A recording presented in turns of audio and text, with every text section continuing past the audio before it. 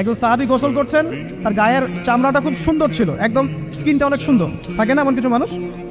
আচ্ছা, এখন আরেকজন সাহাবী এই গোসল দেখছেন দূর থেকে, দেখে বলছেন যে কি চমৎকার তার শরীরের রংটা, যেন কুমারী নারীর মতো, অনেকটা এমন একটা কথা তিনি বলেছিলেন।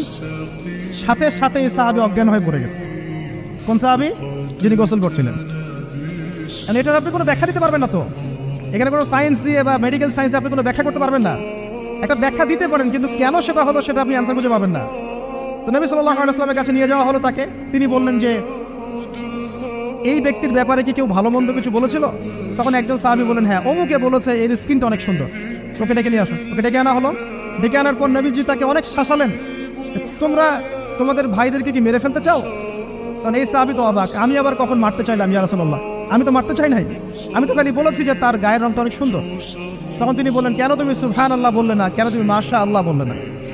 যখন মাশাআল্লাহ বলবেন, সুবহানাল্লাহ বলবেন, নজরটা লাগবে না। আর যখন আপনি মাশাআল্লাহ বলবেন না, সুবহানাল্লাহ বলবেন না, দেখবেন নজর লেগে গেছে।